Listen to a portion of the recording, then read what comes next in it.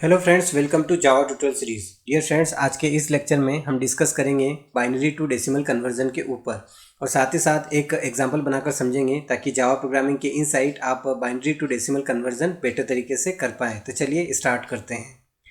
Binary to decimal conversion एक ऐसा process है जिसमें बाइनरी वैल्यू को डेसिमल में कन्वर्ट किया जाता है।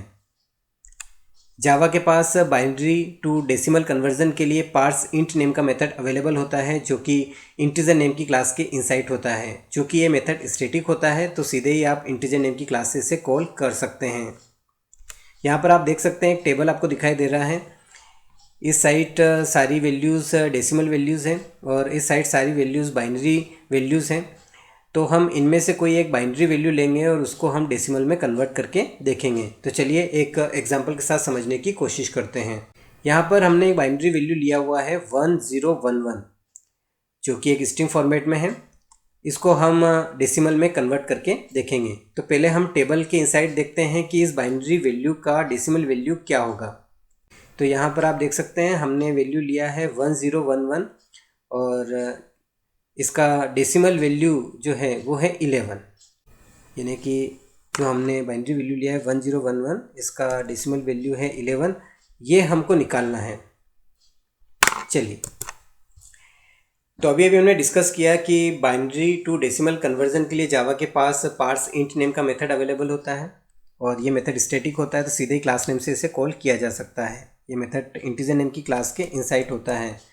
तो हम यहाँ पर इंटीजर नेम की क्लास से कॉल करेंगे पार्स इंट नेम के मेथड को और जो पहला आर्ग्यूमेंट है उसमें हम बाइनरी वैल्यू नेम के वेरिएबल को पास करेंगे और सेकंड आर्ग्यूमेंट में हमें रेडिक्स वैल्यू पास करनी है बाइनरी की जो कि 2 होती है।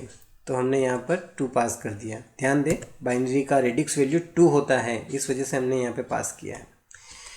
चलिए, अब हम यहाँ पर एक अदर वेरिएबल लेंगे y और इस वेरिएबल के इनसाइड जो बाइनरी वैल्यू का डेसिमल वैल्यू कन्वर्ट हुआ है उसको हम असाइन कर देंगे। इसका टाइप हम रखेंगे इंट। चलिए प्रिंट करवा के चेक करते हैं। प्रिंट करवाने के लिए हम system.out.println स्टेटमेंट यूज़ करेंगे और यहाँ पर y नेम के वेरिएबल को पास कर देंगे। चलिए रन करके चेक करते हैं। तो आप देख सकते हैं यहाँ पर हमें आउटपुट मिला है 11, यानी कि जो बाइनरी वैल्यू था 1011 उसका डेसिमल वैल्यू निकल चुका है। यहाँ पर हम वैल्यू चेंज करके देखते हैं। तो यहाँ पर हम फिर से टेबल को देखते हैं। यहाँ पर नया वैल्यू हम ले लेते हैं 1100। इसका डेसिमल वैल्यू क्या है 12। तो यहाँ पर हमने लिया 1100 और अब हम इसे रन करके चेक करके देखते हैं।